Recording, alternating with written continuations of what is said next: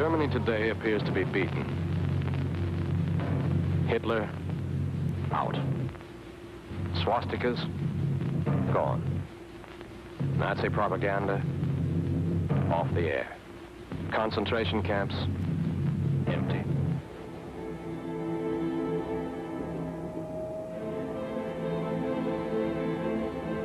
I did not have any hate.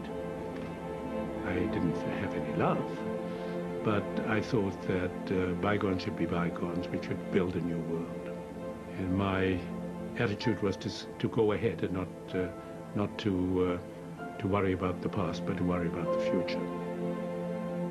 The Allied soldiers who fought their way into Germany 60 years ago were on a unique mission. A mission that echoes to this day. To build a successful democracy from the ruins of a defeated people and a defeated nation. But the building of democracy after any war is fraught with difficulties and dangers. What really happens to the victors when they occupy a country? And what really happens to the occupied? You are not being sent into Germany as educators. You are soldiers on guard.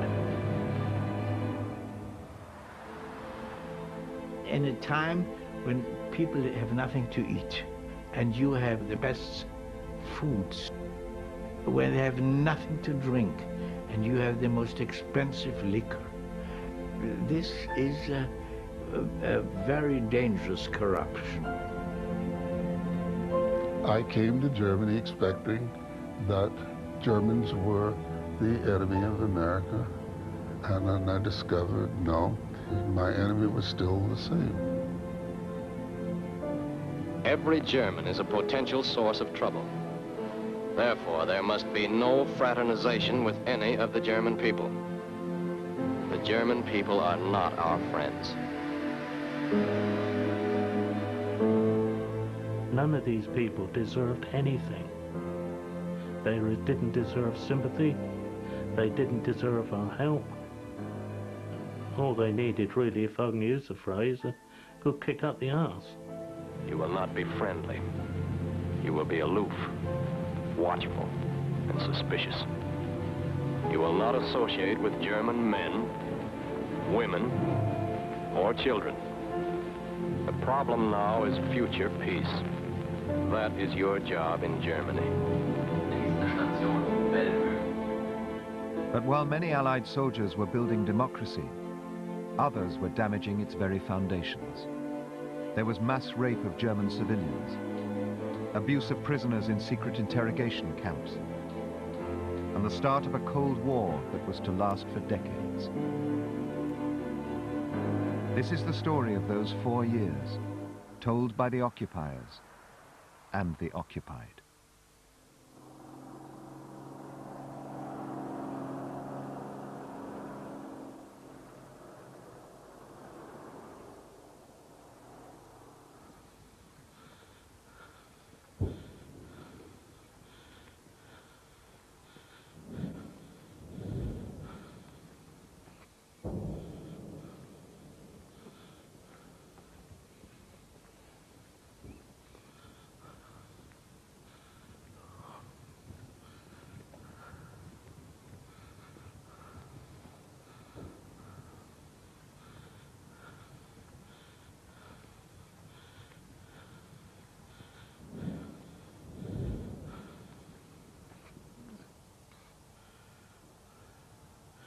There was this mass of huts and bodies piled up in clear areas.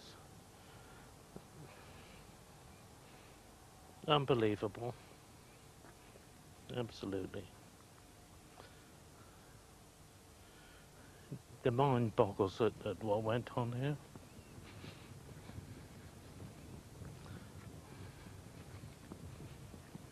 Cyril Stotesbury was one of the first of the occupiers.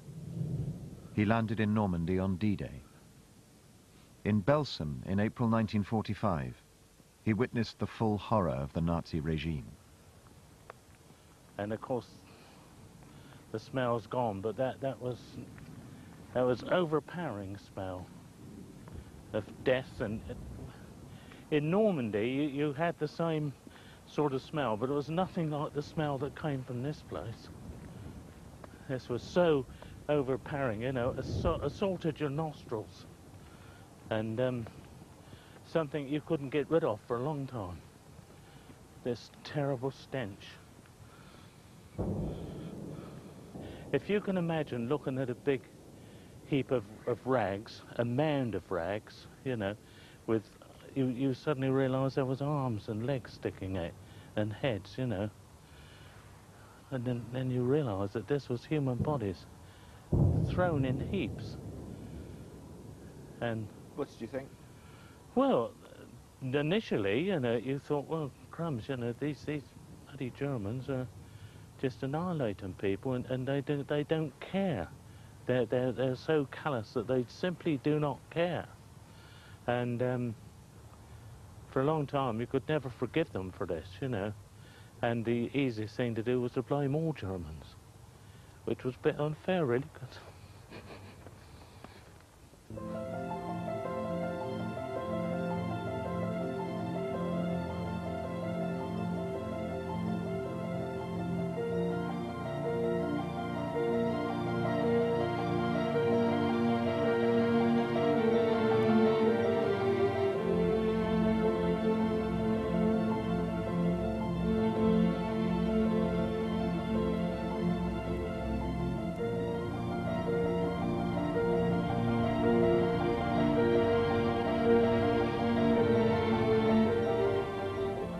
In early 1945, Britain, the United States and the Soviet Union fought their way into Germany after the worst genocide and the most bloody and brutal war in history.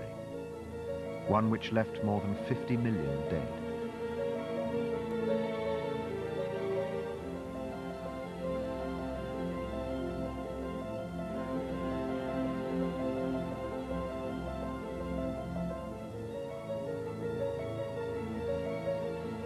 From the west, 90 British, American and Allied divisions, some 3 million men, were advancing rapidly.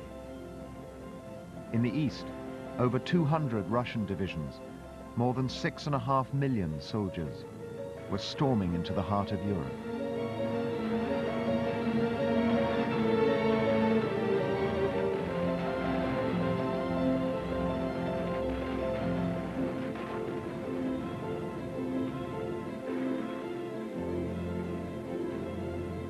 We not only smashed up the towns, but smashed up the links between the towns. And at the finish, life in Germany just ran down like a clock. Place and time meant nothing. Peter Sichel was an intelligence officer for the US Army who'd grown up in Germany and was Jewish. He returned to a homeland that had been obliterated. It was like coming into a modern civilization that had been totally destroyed. It was like Armageddon. It really was. And it almost a feeling of the Last Judgment. It was horrific. And the people were, you know, the people had nothing to wear. They looked hungry. They looked haggard.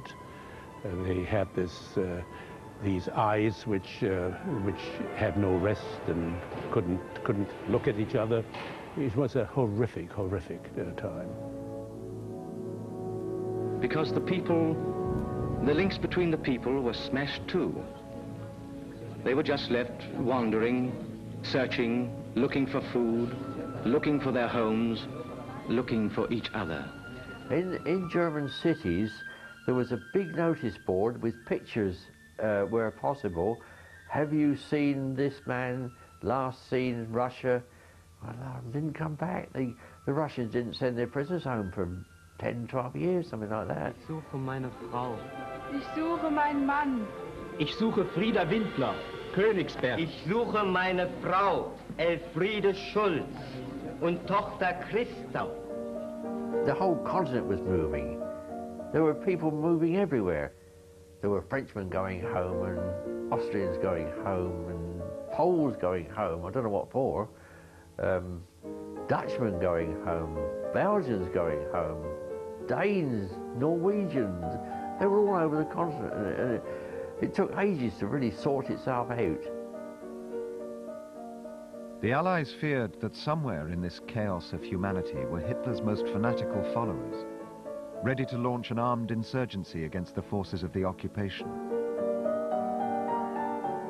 The German army had been defeated, but surely the 1,000-year Reich hadn't just vanished. We thought it was very possible that the Nazis had a plan to have guerrillas after the war to make our life difficult. And we expected something. We found when we got there was nothing. There was no underground. There were no terrorists killing people. There was no resistance, no sign of it whatsoever. And I don't think there was ever any anywhere.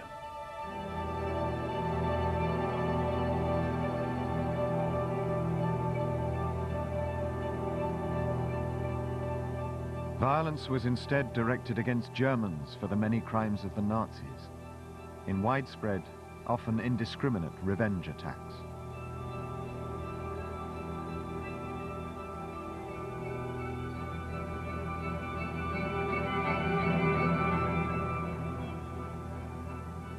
These scenes were witnessed by an American cameraman in southern Germany.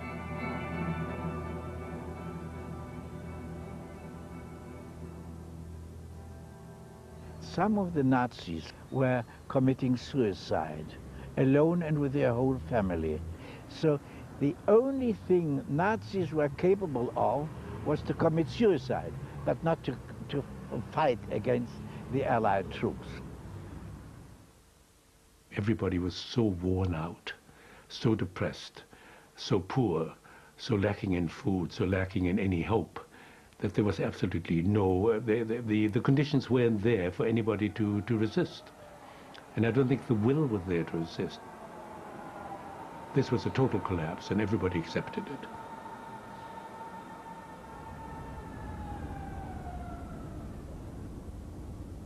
After Hitler's suicide in Berlin on April the 30th, the remnants of the Nazi government fled to the northern city of Flensburg. For 2 weeks after the end of the war, under the new Führer, Admiral Dönitz, they continued as a government without a country, until the Allies decided finally to arrest them all. But capturing one of the Nazi leaders was to provoke an extraordinary scandal, the daring seizure not of war criminals, but of the German crown jewels.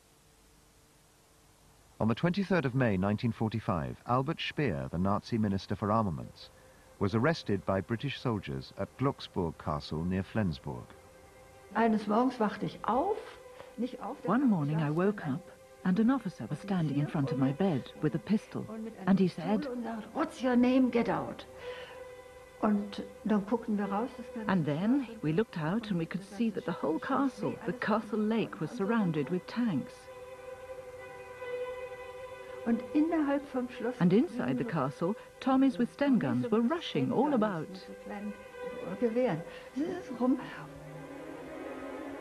The soldiers not only captured Speer, they also found members of the German and Danish royal families. That is the rooms where my grandparents were living in 45. This is now like a drawing room, and this was used as a bedroom.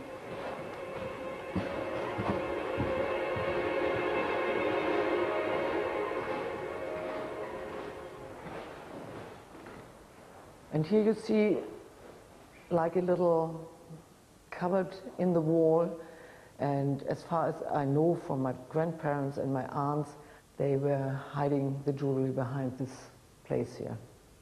That morning, £6 million worth of jewelry was stolen from Glucksburg Castle by British soldiers. And we went out into the courtyard. And all the time the little Tommies were going in with small sacks and coming out with full ones. And they threw them on the lorry, and we didn't know what was going on. And Speer was taken away, and all the jewelry was gone. It was one of the largest robberies in British military history. But the British soldiers didn't realize that the owners of the jewelry in Glucksburg had friends in high places. They were all related to the British royal family.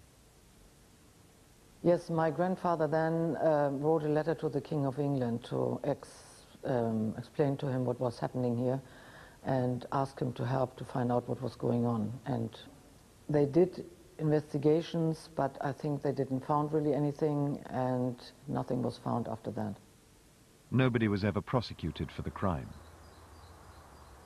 And every time we went out, the guard would ask us friendly, well, has your jewelry come back yet? And we'd say, no, because you pitched it. And then we'd all laugh. They were always very friendly. Just wonderful.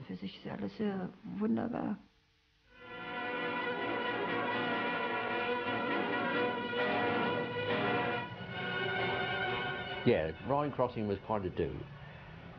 2 days before, we had a parade with the Brigadier. Anyway, we had this parade. Right, he said, you know where we're going? Over the Rhine, into Germany. And I know what you're thinking. Rape, loot and pillage. No rape. So it gave us a free hand, really, didn't it? For 19-year-old wireless operator Ron Levitt, the turmoil had its compensations.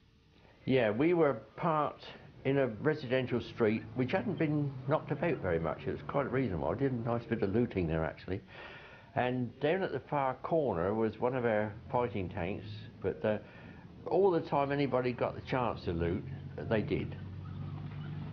I mean, I walked into a very nice flat, which hadn't been bombed or anything, but I found a drawer with Dutch silver coins in it, Dutch kronen, and I thought, well, if they've been in Holland looting, it's about time I recovered some of it. So I took the coins and I unplugged the radio and wrapped the lead round it and tucked it under my arm, and off I went. There was, you know, all sorts of odds and ends we picked up. The whole reason for the advance across Germany being so fast was because we had to get there before the Control Commission arrived. But we stole everything on the way. I mean, it was chaos. It really was chaotic. It was worse than chaos. Among the spoils of war were the German people themselves. It was just kept quiet. Everybody knew that it had happened a lot, but you just kept quiet. We were the losers. Nobody was interested in what happened to us. At the time, it wasn't anything special, but we didn't talk about it. At school afterwards, we didn't talk about it. For years and years, we didn't talk about it. Only now can I talk about it. In April 1945, Christa Ronke was living with her mother in Berlin. She was 15 years old. And when the first Russians came, the combat troops, they came in and wanted to see everything.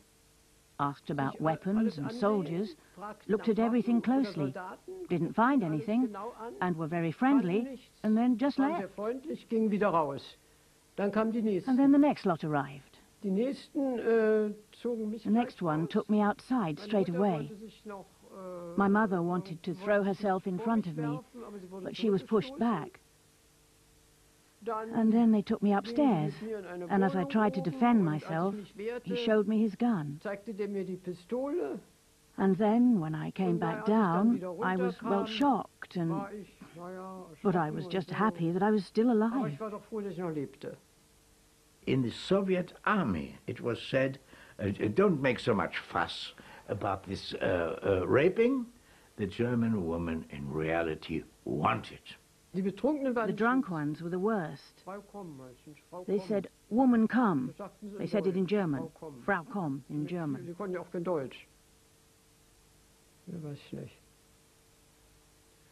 So I can only tell you what I witnessed. It did happen that women, when they saw a Red Army soldier, began to undress. They were so shocked that they thought that this has to be. And such things happened. But this is, of course, has nothing to do with that they want it. But they were completely, it was a hopeless situation. Nobody knows the precise figures, but one estimate was that around 100,000 women were raped by the Soviet army in Berlin. You couldn't defend yourself. We were the booty, because we'd done a lot to the Russians during the war. A lot of bad things, and the hatred of the Russians was very great. We were the prize. It was always like that. Das war nun mal so.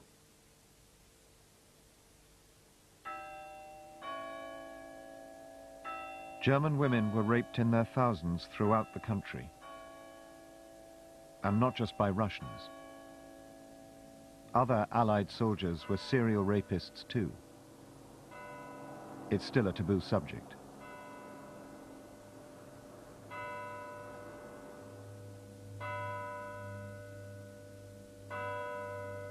Some of the worst cases were perpetrated by the Free French Army near Stuttgart in southwest Germany. It was a steamroller of blood and horror and misery that can only be compared to the 30 Years' War. In 1945, Erhard Ellwanger was a young army doctor at this castle near Stuttgart. It had been converted into an emergency hospital and dealt with hundreds of local rape victims of the French. You just felt resigned, in despair and frightened. And the tragedy is that lots of women and girls were raped, mostly by troops from the French colonies.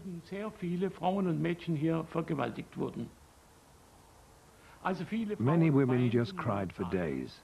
Also young girls, these were 14-year-old girls, 13, 14, 15, 16-year-old girls. But then most of all, the ones who were a bit older, who already had boyfriends, who were newly married, they were in despair, of course, in absolute despair.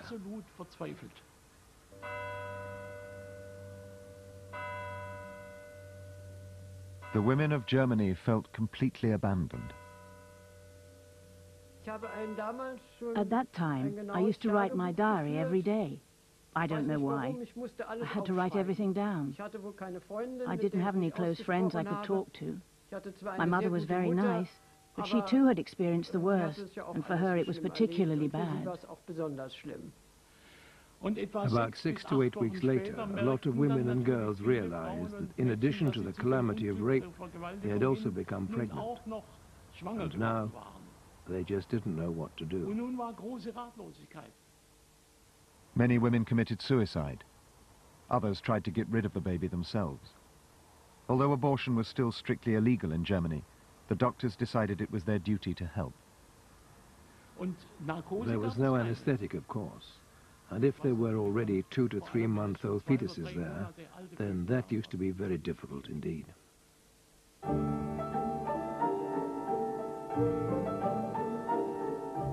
The mass rape of German women was just one terrible aspect of the devastation in the aftermath of Hitler's war on civilization. What had been the most modern nation in Europe lay in total ruins. Millions of its people left homeless and utterly traumatized. The Germans called it Stunde Null, 0 hour. Out of all this killing, chaos and confusion, was any order possible?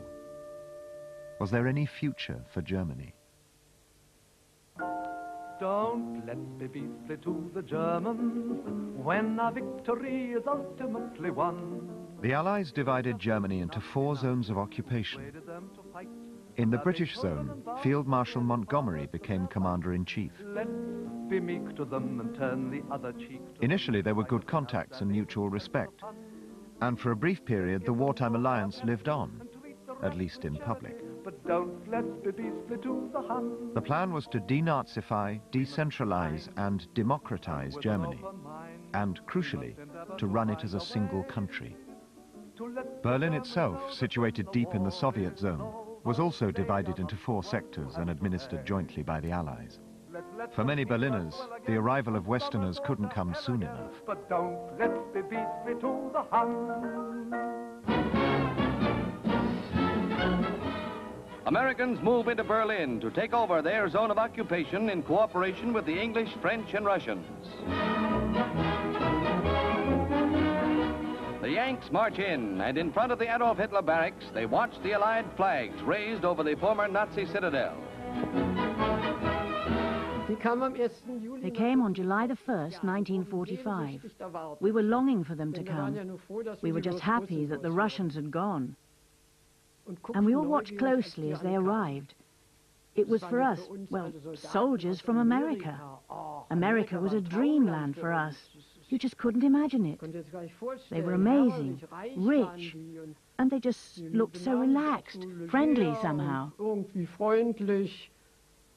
The most fascinating part was that I discovered that Germans had been systematically taught that all descendants of Africans had tails. And so what it did, it developed a curiosity, an overriding curiosity in the women folk. And they, well, wait a minute, how does this work? And so one thing leads to another. And no, the anatomy is the same.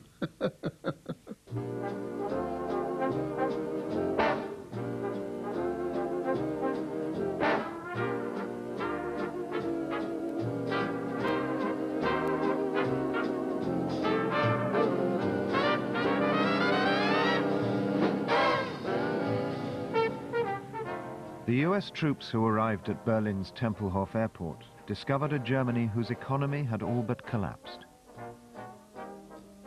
When Peter Sichel arrived as a young Secret Service officer, he found his unit totally distracted from their job.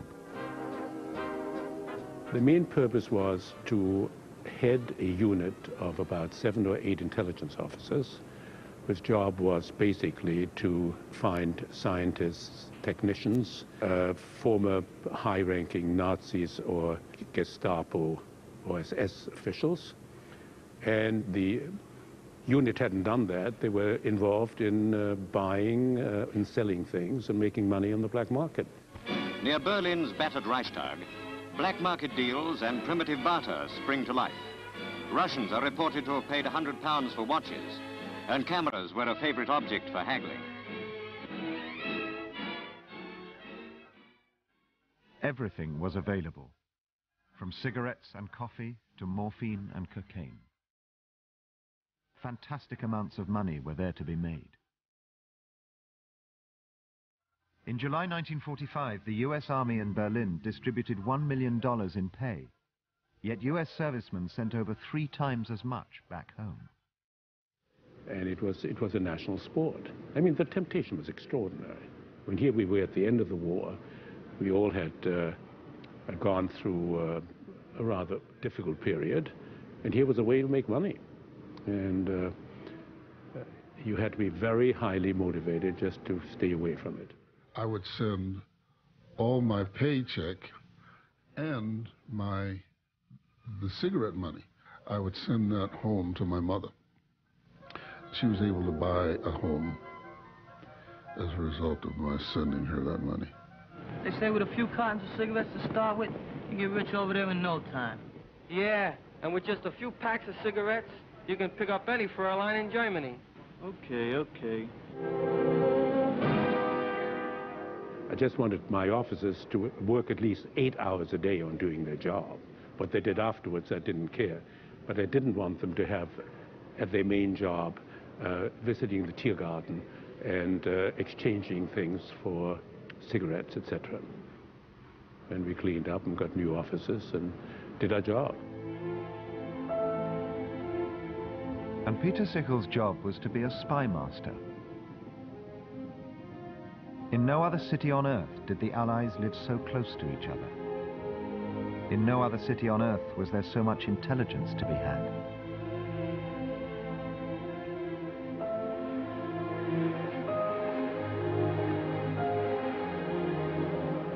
All the Western powers had intelligence services.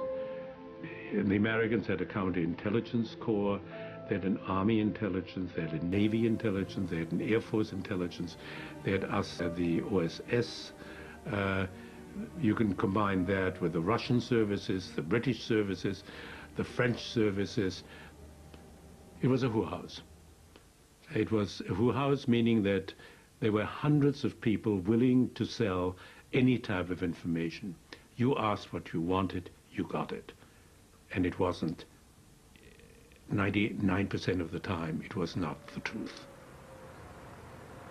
In 1945, Peter Sichel was working for the forerunner of the CIA, the OSS, here at the headquarters for US intelligence in Berlin. His team spied not just on Germans, but on the Allies too. Life was very intense.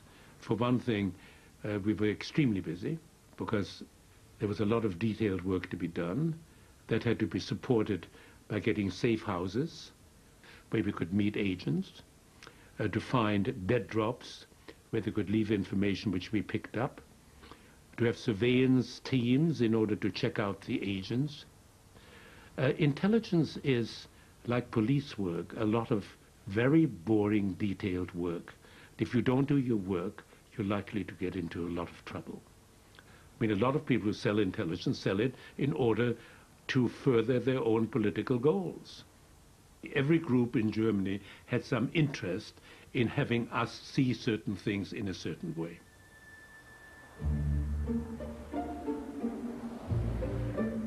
The main focus for Western intelligence was not the hunt for Nazis, but activities in the Soviet zone. In the ruins of Berlin, the Russians were quick to establish a functioning political administration. And unlike the Western Allies, they deliberately used Germans in positions of political influence.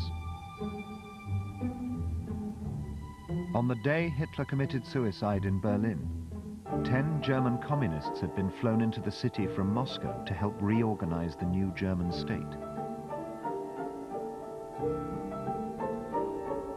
The sole survivor of that group is Wolfgang Leonhard.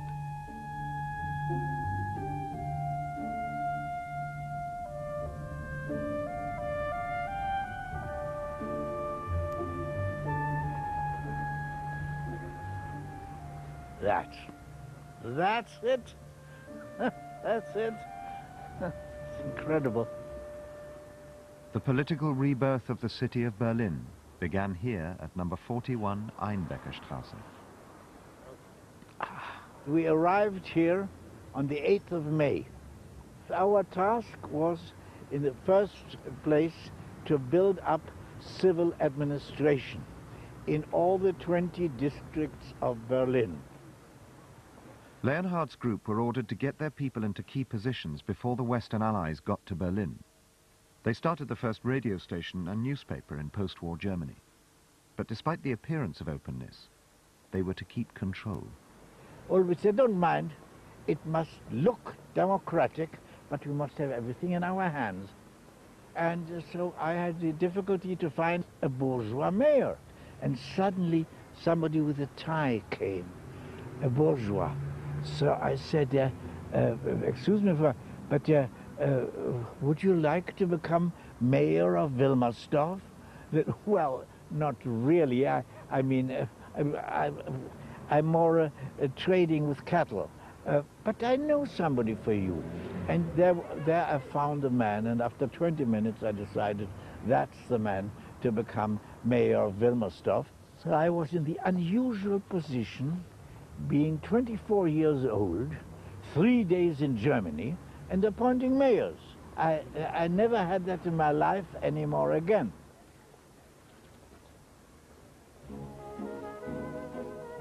The British were torn between the desire to punish the Germans and the desire to reform them.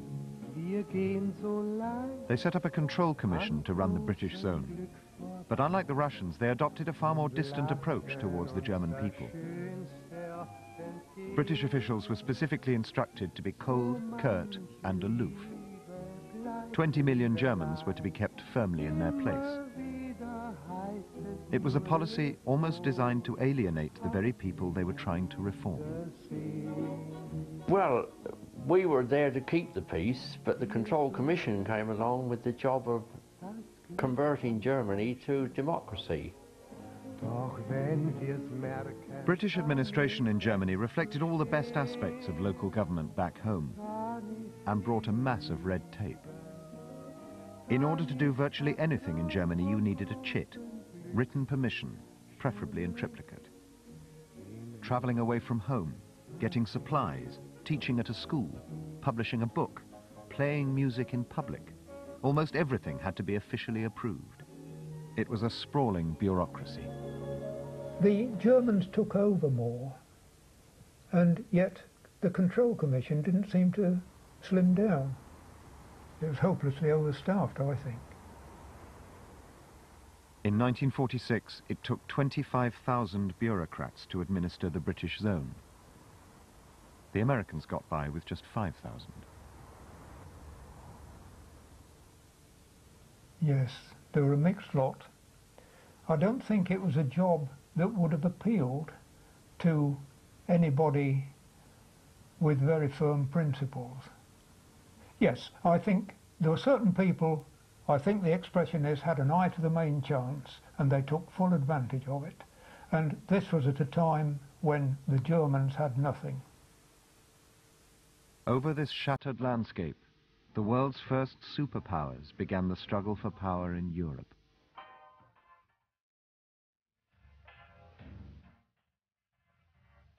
America had come out of the war with its industry intact, and with the unprecedented power of the atom bomb.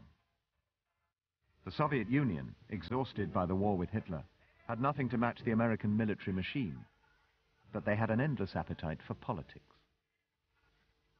The Western Allies discouraged political activity in their sectors, but in the Russian zone it was different. Already by the summer of 1945, 4 political parties had been founded in the Soviet zone: conservative, liberal, socialist, and communist, all ostensibly independent of Moscow. It gave hope of a limited freedom under Soviet rule. A Berlin Spring.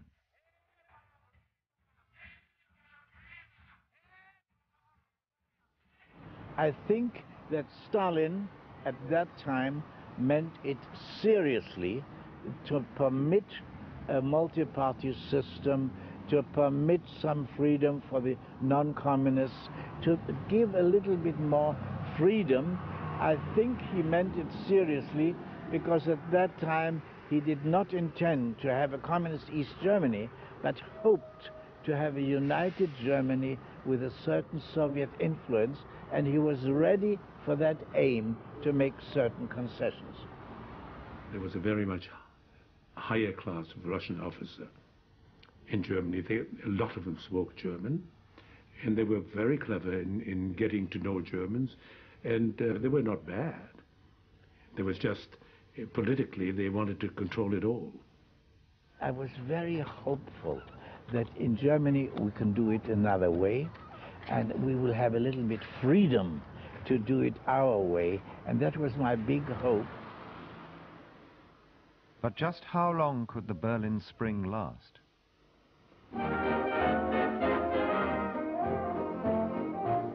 While the Allies were building their political machines, they also set about dismantling German war industries. Never again would Germany be allowed the industrial muscle to start a new war in Europe. But one factory was spared. And in the summer of 1945, a British major, Ivan Hurst, was sent to inspect it. I was a very young man. My brief was very simply just to go to Wolfsburg and find the factory and sit on it. That factory was Volkswagen.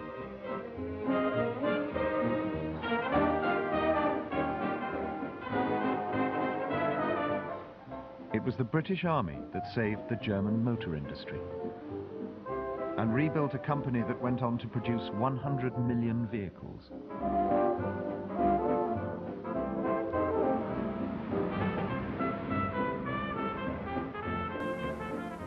Colonel Michael McAvoy, one of Hurst's superior officers, knew the Volkswagen car from before the war and was keen to see it produced again. He had the bright idea that if we could get the factory into operation, it would provide the light transportation that the army and military government required for running the British zone of Germany. The plan was for Germany to pay for the cars as part of the cost of the occupation. we found at the factory a beetle and sent it up to Royal Army headquarters as a demonstrator. To Hearst's astonishment, the British authorities ordered 20,000 cars straight away. But could so many be built under the conditions of the time? Within a month he had another headache. The order had doubled. An order for the cars was one thing, to produce them was another matter. Conditions were very grim. The big pressures were there, damaged but repairable. Getting supplies was a constant struggle. Some parts had to be smuggled out from other zones in exchange for alcohol and cigarettes. Others had to be made from scratch in the factory. I think the feeling was not never make it, but well, what a hell of a job in front of us.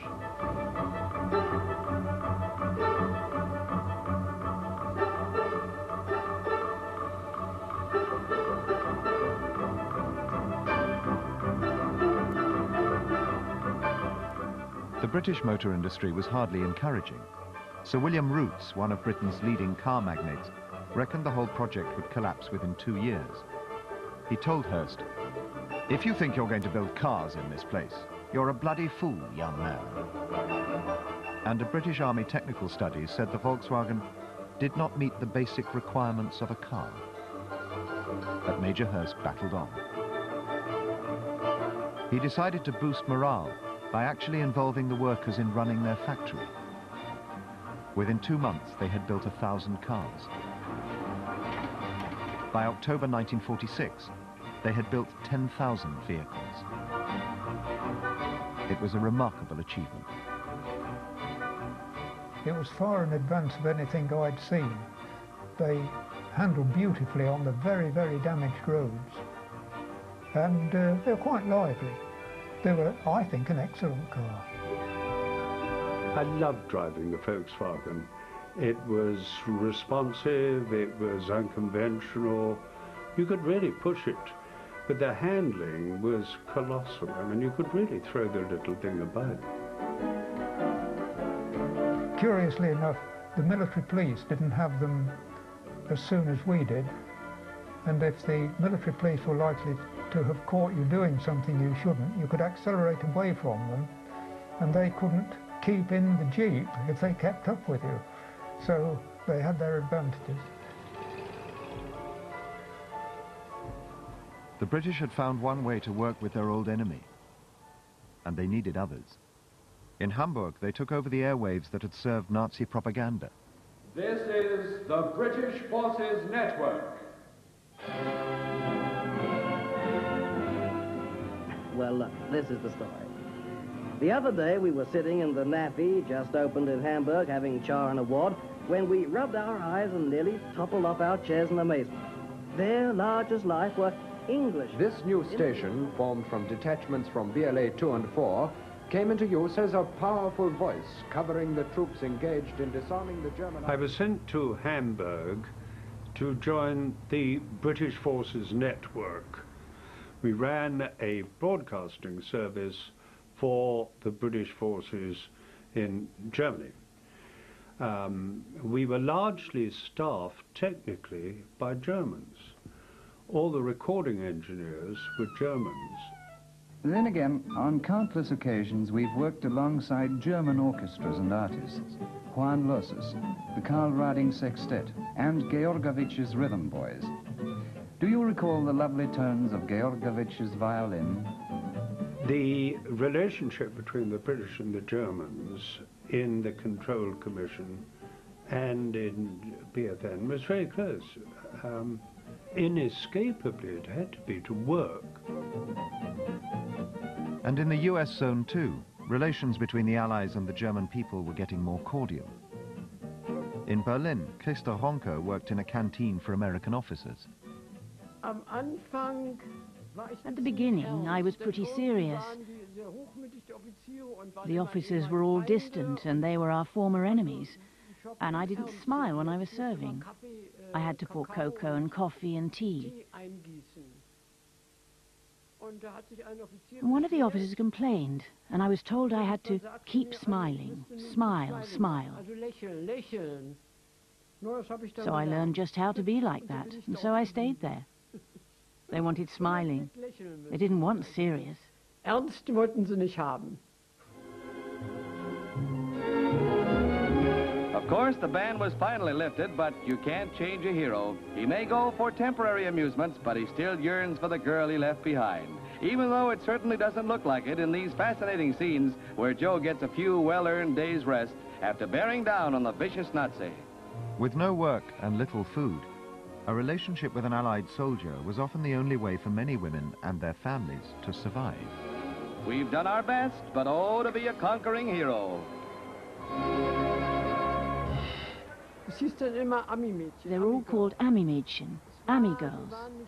They weren't well liked because you knew they just sold themselves as something to eat. At the time, they weren't well liked, but now it's different. But then, it was a bit uncomfortable. I was brought up that you didn't do that sort of thing with men you hardly knew. Who knows what they'd get up to? I saw mothers instructing their daughters to become prostitutes, and to see people having to give up all of their dignity out of the desperation caused by the war. That was just absolutely appalling. Well, there were very few men in Germany. They were all in prisoner of war camps or they were dead. So there was a lot of young women and a lot of young men of a different nation who got together rather fast. There was supposed to be a ban on fraternisation, but it didn't work. There were no German men, and maybe there's a handsome American. So, why not? And then they'd get something to eat, and nylons and everything else. It'd be very nice. But they weren't well liked, these Ami girls. I mean, human nature being what it is, all these women in Germany without men and all these men without women, so it's automatic, isn't it? There were lots of very pretty girls, yes. Lots of very pretty girls. We were at first not permitted to fraternize, and but that broke down very quickly, and we certainly had lots of parties with lots of very pretty girls. When peace broke out, we all lived very intensely, having survived. We ate a lot, we drank a lot, we fraternized a lot, we loved a lot, we had lots of fun.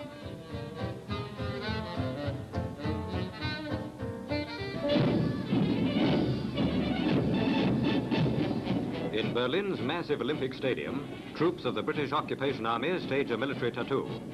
Before thousands of German children, 2,500 soldiers from all parts of the British zone lead a revival of a colourful spectacle that in pre-war days thrilled British audiences.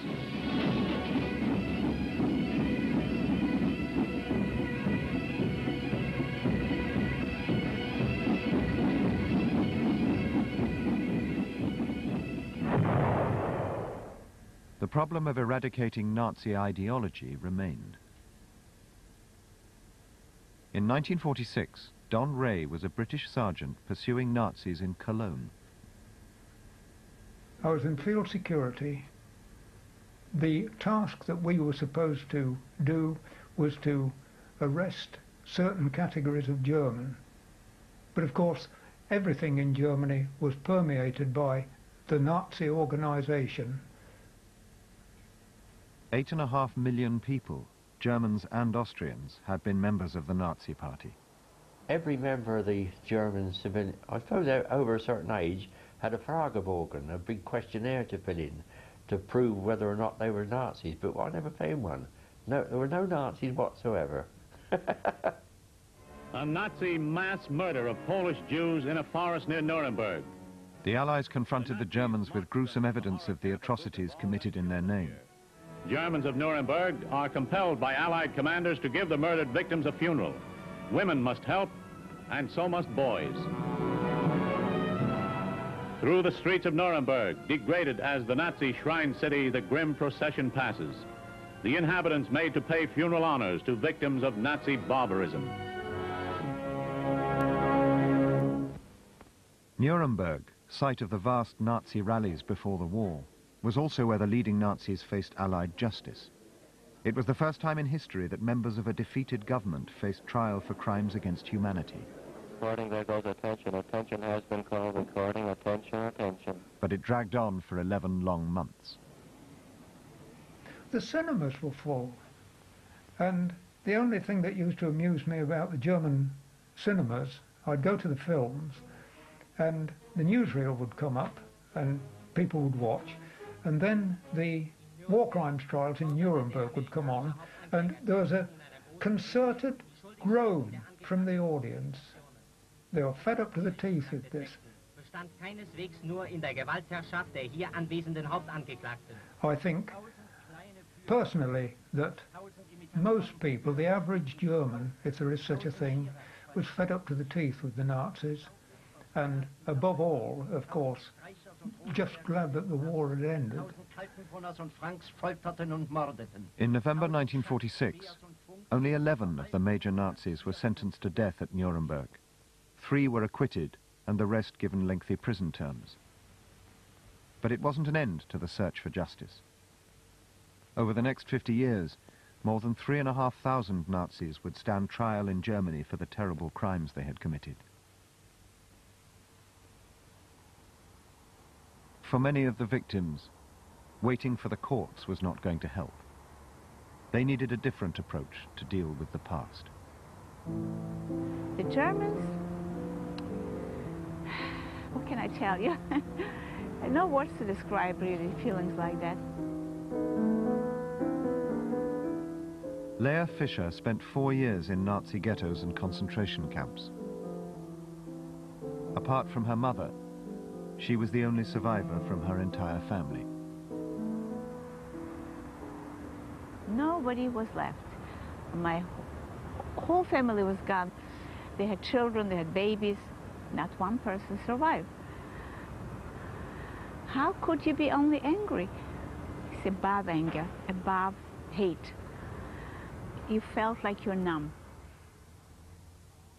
My father and his entire generation was eaten up by hate, and understandably so. My father was a very prominent member of a medium-sized German city, very respected, and he had to leave that city with a little suitcase from one day to another illegally in order to save his life. But he was consumed by hate. And I had a long talk with him in about 46 or 47. And I said, you must come to Germany, you must see what happened, you must bury the hate, otherwise it will kill you. I really cannot remember feeling real hatred. And I'm surprised, because the things they did to us, if it would be in the normal times like now, okay, if somebody did something bad to me, I get angry. There was no anger, because you know why? Because it didn't work, it didn't help. You cannot live with hate, because it eats you up. A hate is a hate against yourself. If you hate other people, you hate yourself as well. And my father didn't first understand that, but after he buried his hate, he understood it. Because he lived with it all the time. Many of the surviving Jews, having lost everything, found refuge in camps in Germany itself. One of the largest Jewish camps was in Feldafing in Bavaria, in a former school for the Hitler Youth. It was a place where Jews and Germans learnt once more to be neighbors. Anton Flossmann was a local carpenter. Before the war, we'd had this Nazi school here, which had been a big bother for Feldafing. And then the war was over, and the trade-off was, we had a camp for, well, how do you call them? They were Jews. 6,000 of them in Feldafing.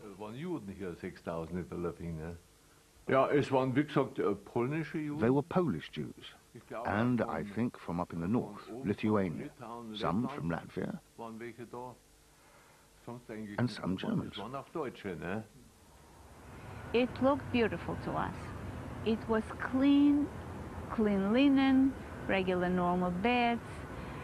It seemed like a dream come true, except for one thing.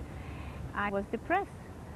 I felt, I don't know why. I can still not understand. I thought I'm going to be so happy and so elated that I'm liberated, I'm free.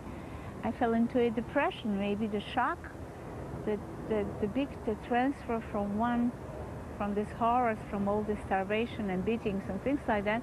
And all of a sudden I felt that I am on my own. I am free and I can do whatever I want. Maybe this was too much. And then they got, I'm not sure whether it was from England or America, but they got food, and a lot of it. And the people from Feldafing went to buy things from them. A lot of deals were done. They started sending us care packages from this country. They started sending clothes, food, shoes. So we were very happy with it, of course, and we used this as like money, actually, to barter from the Germans to get other things. My mother went the first time into town and bought a little chicken. That was the first one we had in like 5 years. I did not have to deal with any Germans, actually, except go to a restaurant, or everybody was very courteous. After the war, they were very nice to us. I don't know of any case where there was any sort of problem.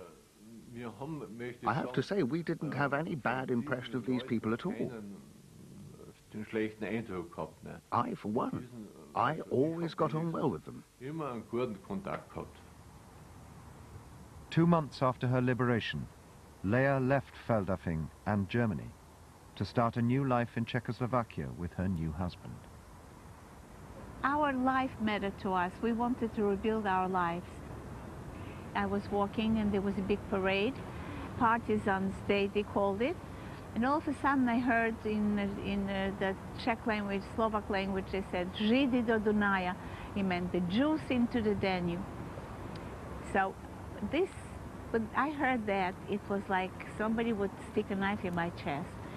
I said, after what we went through, I said to my husband, I don't care if you give me a palace, I don't want to stay here. I'm going back to Germany.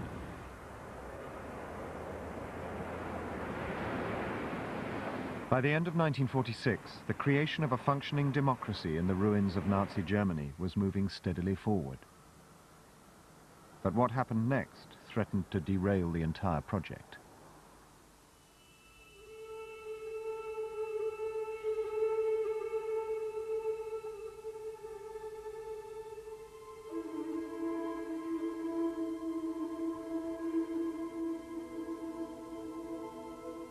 It was said that when the occupation zones were allocated, the Russians got the food, the French got the wine, the Americans the scenery, and the British got the ruins.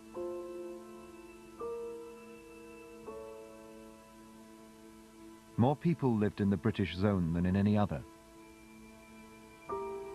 Living conditions for many were already very poor. And by the winter of 1946, the situation in the British zone was reaching crisis point. I came back to Cuxhaven from England, and you could see huge chunks of ice floating in the sea. The first winter was bad, and the second winter was a killer. The second winter was one of the worst winters I've ever lived through. It was extremely cold. There was a lot of snow and a lot of ice, and people were frozen to death. It was a bitter cold winter, and we were trying to keep warm, and we were trying to get enough to eat because our rations were very short. We just about got enough to live on. And there were people literally dropping in the streets in Hamburg. The ground was frozen so deep that graves had to be dug with explosives. it was a not uncommon sight to see someone just crumble up as a result of starvation, deprivation, cold, nowhere to live. In the big cities, especially in the bombed-out big cities, there was pure starvation. The ration coupons that existed after the war sank to under 1,000 calories per day, and serious malnutrition starts at about 1,200 for adults. Food was very short and fuel was very short. Even though apparently Lintfort's got one of the biggest coal mines in the Ruhr, we couldn't get any coal. Britain was running out of money to pay for the upkeep of their zone. The harvest had failed, food rations were falling, and coal production was in rapid decline. In Hamburg, 1,000 people were arrested for stealing coal in December.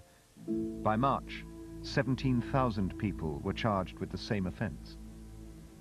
The Archbishop of Cologne even pardoned his flock if they stole food and coal in order to stay alive. Hugh Dalton, the Chancellor of the Exchequer, said, "We cannot continue to carry this mounting burden any longer." For the first time, there were demonstrations against the occupying powers.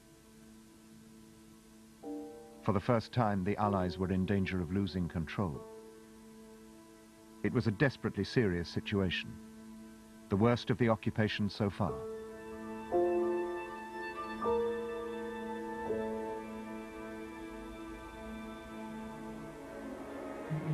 Then, in early 1947, British and American security forces arrested hundreds of people they said were organizing a Nazi resistance movement. The British claimed that one group even had access to bacteriological weapons and were threatening to devastate the whole of Western Europe if their demands were not met. Don Ray was involved in the arrests and took one of the suspects to a secret interrogation center run by British intelligence in northern Germany. I was to take a body, as they said, to the Combined Services Detailed Interrogation Center at Bad Nendorf, which was a complete village wired off. The whole place was run like a punishment center, I think. The guards were ordinary squaddies, and they were isolated as well. What an isolated village, wired off, and communications were poor. One of the warders at Bad Nendorf was Cyril Stotesbury. These would have been cells. He was sent there just months after witnessing the horrors of Belsen. This is the first time he's been back in 60 years. We were told that the people we'd be dealing with were the people that were responsible for a lot of the atrocities that had gone on in the country, you know. Whether that was true or not, we didn't know.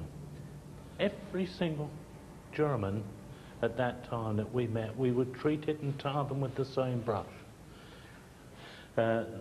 One of them had cut his hand deliberately, and with his blood had marked a big cross on the back of his cell, and used to spend hours kneeling down there praying. The mind boggled, really. Don't forget, we weren't privy to the details of each prisoner. The easy assumption was that these guys had been guilty of carrying out things that we'd seen at Belsen. But what the warders had been told wasn't true. Although some of the inmates at Bad Nendorf were indeed SS officers, others were completely innocent. One of them was a 36-year-old dentist, Adolf Gahler. My father was never a member of the Nazi Party. My father was truly innocent. I can say that with 100% certainty. He just wasn't the type for things that were not legal.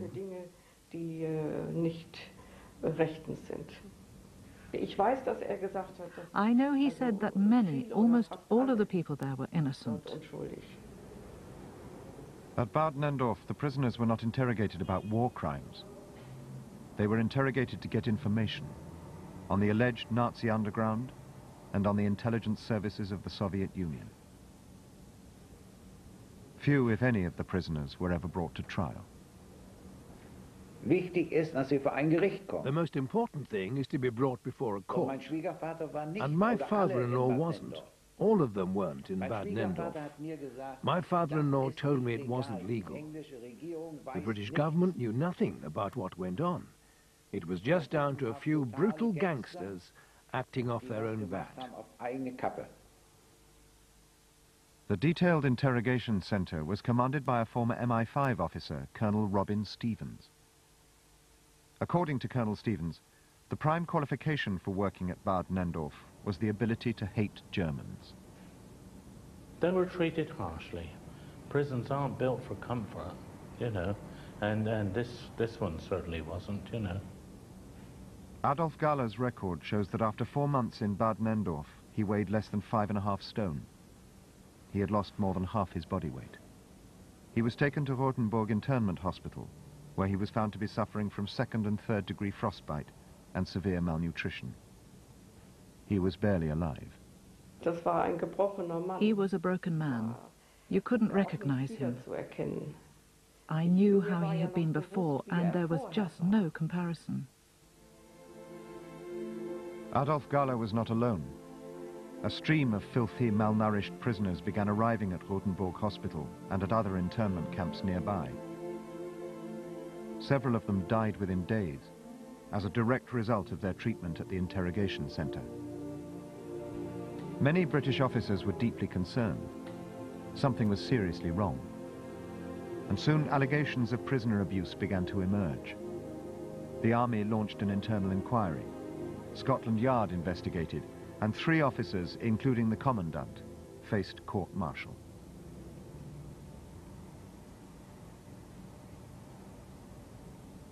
What happened in Bad Nenndorf was kept a secret not only from the outside world, but even from the warders themselves. I'm only one individual, but as far as I'm concerned, never on my shift, if you like, did it happen. I was never given orders to beat a prisoner. I was never given orders to strike a prisoner, and I certainly would have never beaten one up. I don't think I would have done any right, you know, I'd have been told to do so. Many of the official papers in the case are a state secret in Britain even today, 60 years later. But for the first time, this programme has gained access to the secret records of the Scotland Yard inquiry. These papers confirm that the British knew that some prisoners were physically abused and ill-treated at Bad Nenndorf. The abuse, Scotland Yard found, was inhuman, unnecessary, and unwarranted. I found him sitting naked on the floor and started slapping him again. These men have been subjected to a certain amount of violence. We questioned him and started slapping him again. Knocked his chin with his hand, so I went on slapping. There was brutality of a kind which was absolutely forbidden to use at Bad Nenndorf. Questions were asked in Parliament, and the government became deeply uneasy about the full details of the case becoming known. Despite all the evidence of physical abuse at Bad Nenndorf, at his court-martial, Colonel Stevens was acquitted. He was later even promoted. 10 years later, the British government paid Adolf Galler £150,000 at today's prices in compensation for his treatment at Bad Nenndorf. This arrest destroyed my family, even up to today. Something like this stays with you for a lifetime, doesn't it? Your father is always your father. But there's one last twist in the story. The secret government papers also reveal that no bacteriological weapons ever existed, and there was no effective Nazi underground either. All the intelligence reports had been completely fabricated.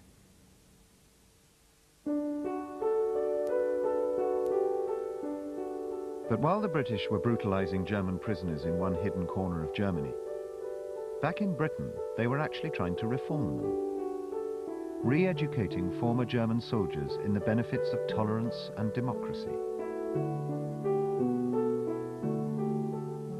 At the elegant country house of Wilton Park near London, German prisoners of war attended courses and lectures in how to think for themselves.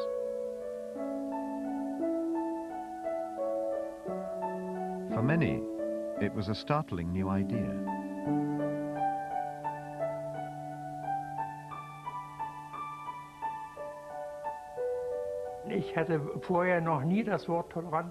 I had never heard the word tolerant before, although I had gone to secondary school or the grammar school. The word was not discussed in Germany, and there they tried to encourage tolerance.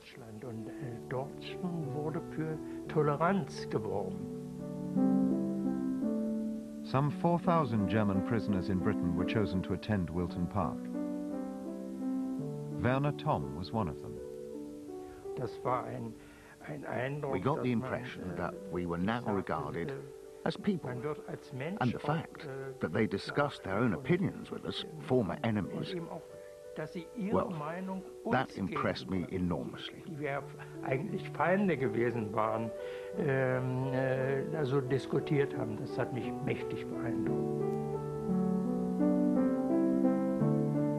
That process of learning democracy is preserved by these wall posters produced at Wilton Park by the German prisoners themselves. Nothing was indoctrinated. We were just left to form our own opinions. Under Hitler, whatever the Führer said was the truth, and it was not questioned. And that was a very important experience that I learned, to ask questions and analyze things. It was wonderful. Certainly the most important time in my life. I certainly have not experienced another 7 weeks like that were as important and which changed me so much.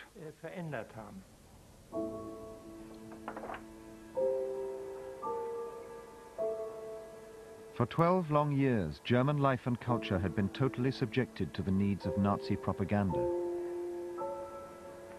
But with the end of the war, a new cultural rebirth became possible, a new sense of freedom. And for many in the 40s, freedom meant jazz. Hans Otto Jung and his fellow fans couldn't wait to meet actual American jazzmen. Yeah, it was great fun, yeah. The American musicians were the experts that really could, we wanted to learn from them by playing with them. Some of the most influential jazzmen to be found were from a US Army band on the Frankfurt Air Force Base. The 427th Army Band, they liked to jam with us, and there were a lot of real good musicians in that band. McIntosh, for instance, was a trombonist. Tom McIntosh was originally a laundryman in the US Army when he discovered he had a gift for music. He started out playing trombone in the 427th US Army Band. I remember one German musician in particular coming up to says, McIntosh, I certainly loved your chorus on T for Two. And I said, oh my goodness, I'm just learning how to play. I played piano at that time, played a little jazz for them, and they liked it so much that they asked my band to entertain them on the weekends. So here they are playing the hits of the day, in the mood, you know, which is the way it was done in America. They say,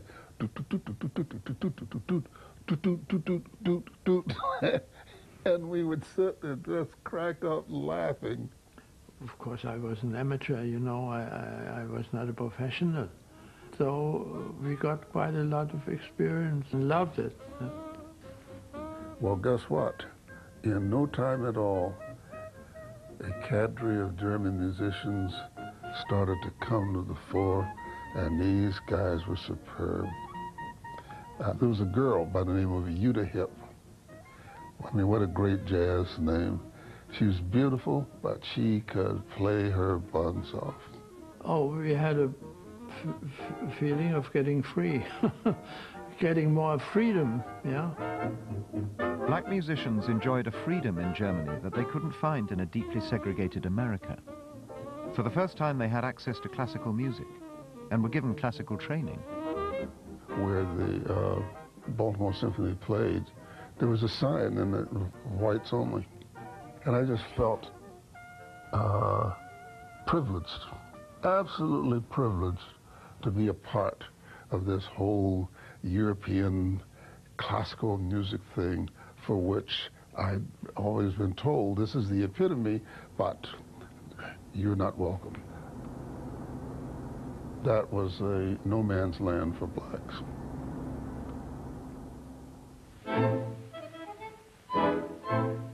Things really were beginning to change. By mixing with Germans, the occupiers began to lose some of the hatred built up from the war. You began to realise that these were human beings who had faced the same problems that our folk back home had faced, you know. And they had come through probably experiences worse than us, because they were in a regime which they couldn't speak freely, they couldn't criticise, and they couldn't discuss matters, you know. And you began to realise that it was fear that had driven them, fear of the authorities. And in a way, you sensed that perhaps they were a bit relieved.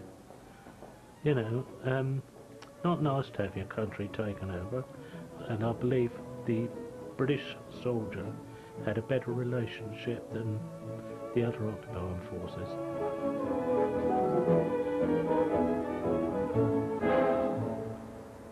But the country was far from stable. With mounting hunger and deprivation in the West, there was a real fear that some in Germany were finding the certainties of communism much more attractive.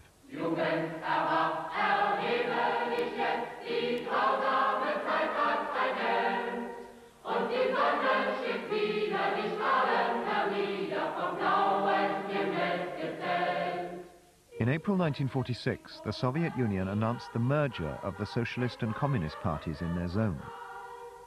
In Berlin, many Social Democrats wondered if it was just a cynical trick, or whether the future now really did lie in their own hands.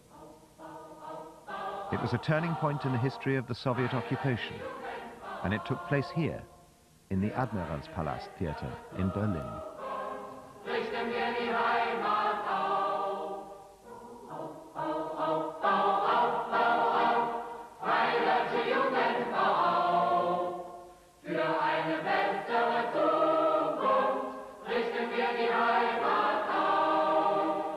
I was 25 years old, full of vigor, full of hope. It's not as easy that either you are adherent or you are oppositional. Very often you have both things more or less simultaneously, and that was how I felt.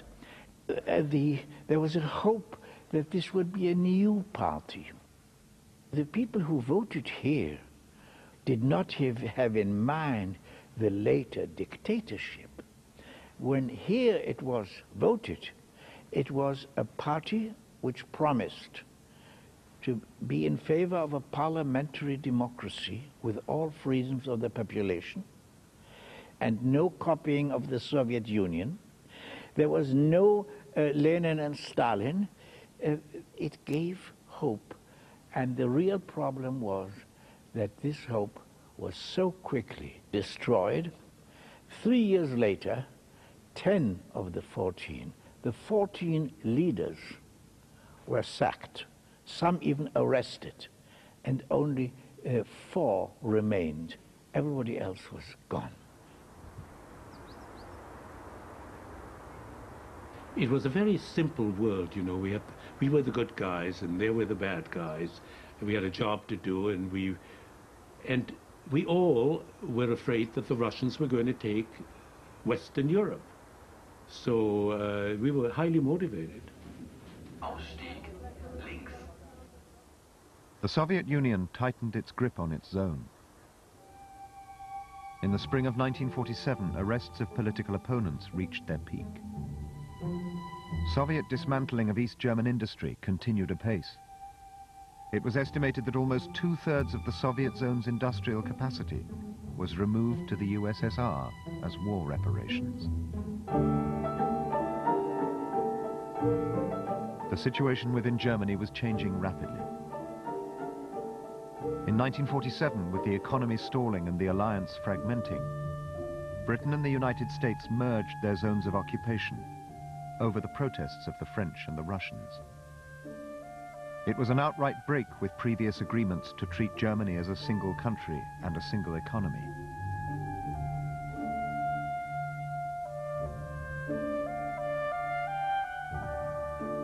But by January 1948, there was more economic crisis, more industrial unrest, and strikes in the Ruhr.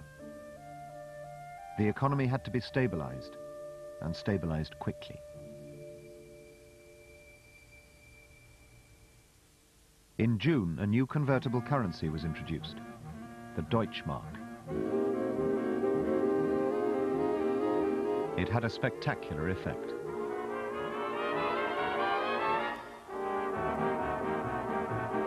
The shops filled up overnight, and the black market rapidly went out of business. But there was a heavy price to pay. I think what broke the back was the currency, the currency reform, where suddenly there was a difference economically between the West and the East. Stalin reacted immediately. He didn't want the old worthless Reichsmark flooding into the Soviet zone. 4 days later, the Russians closed off all land access to the western sectors of Berlin. The only way in now was by air. But 2.5 million people still lived in the western sectors of the city, and they all needed fuel, food, and power. It was the first time the conflict between the Russians and the Western powers had broken out into open confrontation. For many, it was the true start of the Cold War. When the Russians closed the Autobahn and the rail links to Berlin, that was almost a declaration of war. At the beginning, I was still working for the Americans. They were all on a red alert. And, well, it was very unsettling. We wondered what was going to happen next. In America, in the American government, there was a great discussion on the subject if Berlin should be abandoned for purely strategic reasons. I mean, it was a drain on resources. It was indefensible militarily. Would we now become Russian? Would the Americans leave Berlin?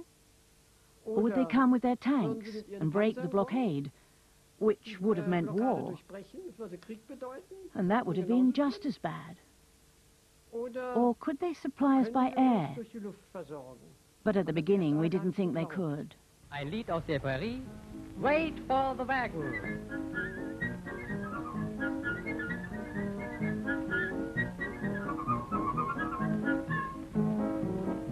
Will you come with me, my Phyllis dear, to yon blue mountain free, where the blossoms smell the sweetest? Come, rove along with me.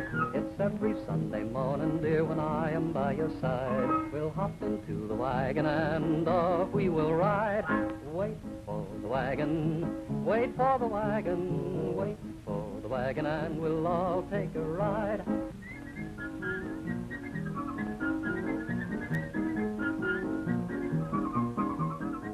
Once one landed in Berlin, it would have been quite impossible to escape the excitement and feeling of relief of tension which surrounded those airfields. The Germans unloading the aircraft, working flat out. Wait for the wagon, and we'll all take a ride. It just worked brilliantly. Amazing. We got everything we needed. Dried food, dehydrated vegetables, dehydrated everything. But we didn't starve. The blockade of Berlin lasted for 11 long months. During that time, nearly 300,000 flights brought 2.5 million tons of supplies into Berlin. wagon. Wait for the During wagon. Easter of 1949, they were landing at the rate of 1 every minute. And the Russians did nothing to stop them.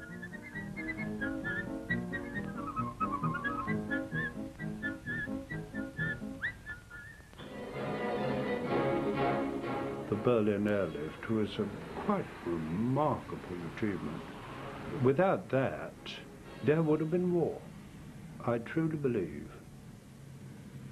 But the Russians were bluffing. My information showed me that the Russians had no logistic build-up to go further. They did not have the munitions or the units, army units, or the transport and everything else which was needed in order to go and run over West Germany. It was an almost poker-like attempt to do something which might, if it had worked out their way, gotten them something which was worth a great deal. If we would have abandoned Berlin, it would have had an enormous influence on the post-war world. Were the occupiers still enemies then? No, then they became real friends. We were all in the same boat. We really liked them a lot. We were very grateful that they remained here, and then they really became our friends. It was pretty close. It was pretty close. If we had had another winter in 48, 49, like we had in 46, 47, it would have been the end. We had a very mild winter. And I grew all the vegetables I ate. The success of the airlift was the end of all hope of a united Germany. 2 weeks later, the Federal Republic, West Germany, was founded from the British, American and French occupation zones. And in October, the German Democratic Republic, East Germany, was founded in the Soviet zone. Democracy, or at least the form of democracy that each of the Allies understood, had been brought to Germany not only through chaos and force of arms, but also by ingenuity and idealism. Despite all the difficulties, in 4 years, Germany had been transformed. We were just happy that the damn Nazis had gone, and democracy was greatly appreciated. To watch the rebuilding and to watch the place come to life was an extraordinary experience. We felt the pulse of the great heart of Germany beating more strongly and more strongly.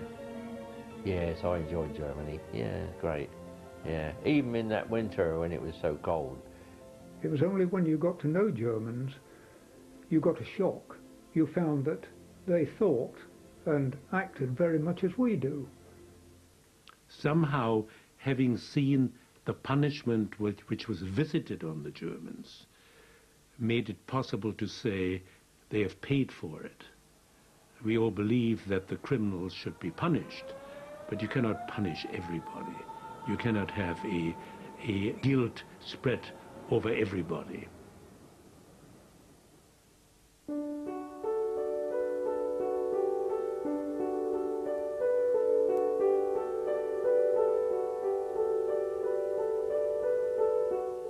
Next week, Emperor Hirohito and Japan, and victory and defeat for Sir Winston Churchill after the war next Tuesday and Wednesday at 9 here on BBC Two.